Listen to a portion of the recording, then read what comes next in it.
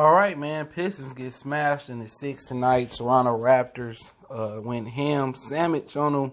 They beat us 125-113. It seemed a little worse than that. We go to 2-3. Toronto goes to 4-1. Let's talk about it. We back. Marcy Sports Talk. Make sure you hit that subscribe button, bell icon button, share the video.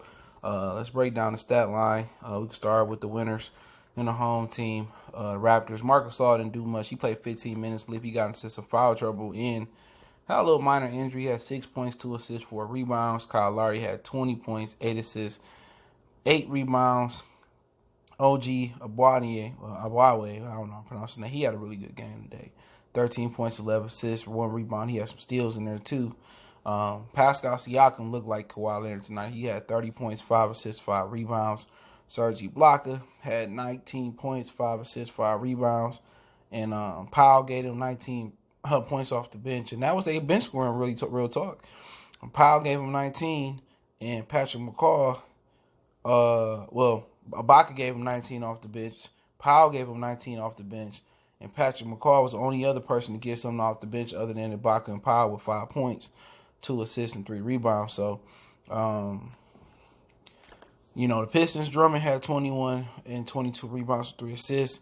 Markieff Morris had 16 points, 2 assists, 5 rebounds. He looked a little bit healthier. Luke Kennard, he still was aggressive, but he had 3 points, 7 assists, 1 rebound. Tim Frazier had 7 points, 5 assists, 1 rebound. And Tony Snell had 6 points, 2 assists, 1 rebound.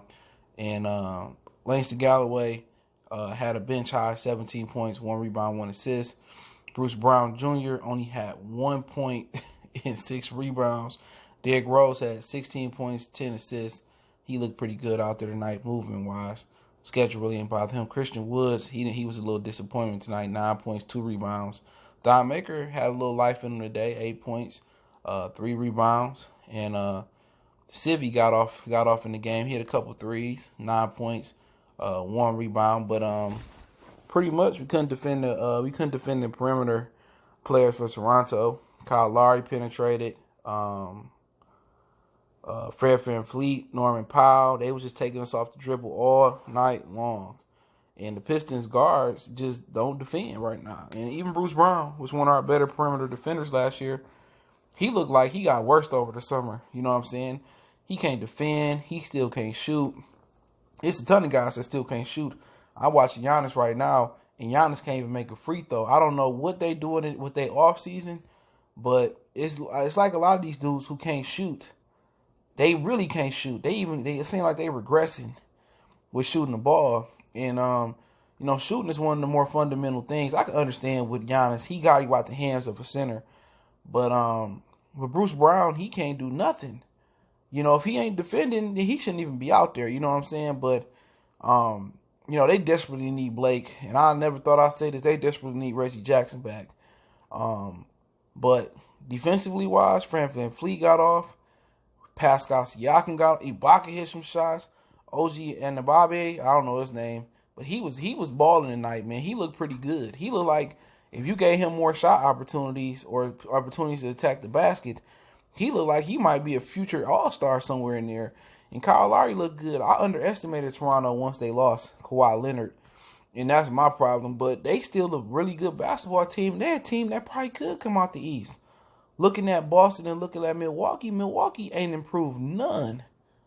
You look at their roster, you like, other than they added Robin Lopez and they added Kyle Korver, you look at their roster, unless DiVincenzo from Villanova, he boss up, or, Wilson from Michigan, DJ Wilson, I think his name, he developed. Well, unless some of their younger players develop, this team really ain't that good, because I don't think Eric Bledsoe will get no better. I don't think Chris Middleton get no better. It's a real chance that Toronto could come out the East. I thought they should have broke the team up and built it from the bottom back on up. But Pascal Siakam, games I seen him this year, and I seen pretty much a few of them. Hey man, he might be an all-star, not just an all-star in the making. He might be a potential superstar in the making. You know what I'm saying? This dude can play the game. And he was just getting second chance opportunities. They was getting second chance opportunities. Andre Drummond still picking up stupid fouls. He going out to the perimeter, reaching on Fred VanVleet picking up stupid fouls, man. But he still was productive out there. But he just keep picking up stupid fouls, and he just not developing the post game or going to his post game to show that it's developed. But for the most part, he playing with energy. He playing with heart. He just making stupid little fouls that's really breaking his rhythm out there. Andre Drummond probably could have had 30 and 30 tonight. You know what I'm saying? Drummond probably could have had 30 and 30. Real talk. He could have had 30 and 30 tonight, but the foul trouble, man. You know, it's breaking. And when you get in foul trouble going to bench, some players are rhythm players. You know what I'm saying? And sometimes, even if he played 35 minutes, it breaks your rhythm. Now you got to get back in the groove. So, pretty much, the Pistons playing with a lot of they trying to get a filler. But if I made an adjustment, I still keep faith in Christian Woods. I still got to play Thime Maker. So with Siakam, when he get over his concussion, he going into the rotation. And the only guys, like I said in my earlier video, and I meant to say Markieff Morris earlier. I'm pretty sure I'm going to hear that in the comment section. Would be Markieff Morris, Luke Kennard, Andre Drummond, Reggie Jackson, Derrick Rose, Christian Woods. Those would be, if I miss somebody important, my bad. Blake Griffin too. Those would be my 6 or 7 guys that I keep in the rotation. Those would be my 6, 7, 8 guys. Now, Civvy, you know, Bruce Brown, Langston Galloway, Tony Snell, they got the battle out. You know, with Thime Maker, Civvy, Kyrie Thomas, it'll be a real battle in practices and in the game where they have to battle it out. But if Bruce Brown not going to defend, he can go to the G League and work on his jumper. He can get off the team. You know what I'm saying? Because Langston Galloway the same way. If he ain't hitting his jumpers, he ain't helping us because he can't defend either. But those would be my guys: Drummond, Morris, Kennard, Rose, Blake, Reggie. Those would be my guys that'll be in the rotation. Christian Woods, and everybody else got to get in, and they got to get in. And Siakam, I'm forcing them into the rotation. Everybody else got to get in where they fit in at, but Toronto's still one of the better teams in the East. This ain't nothing to hang their hat on. The Pistons going to get better. Toronto going to get better.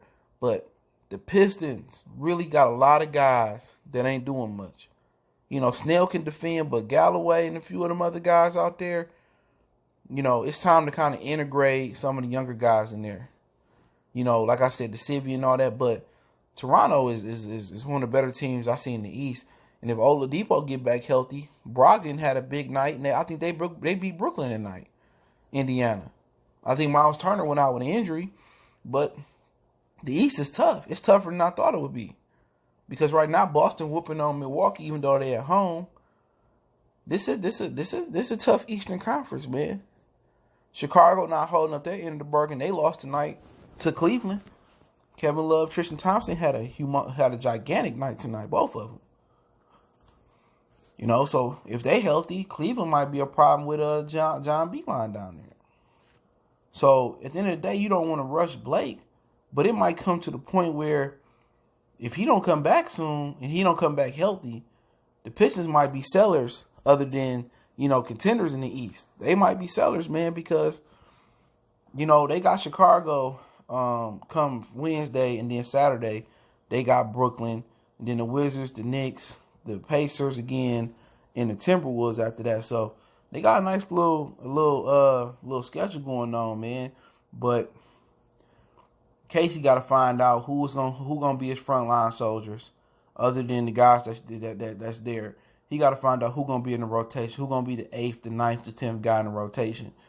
If not, you can't keep shuffling like you the New York Knicks and David Finsdale, or you're gonna end up being the Knicks fighting for the lottery pick. So they whooped us tonight, 125-113.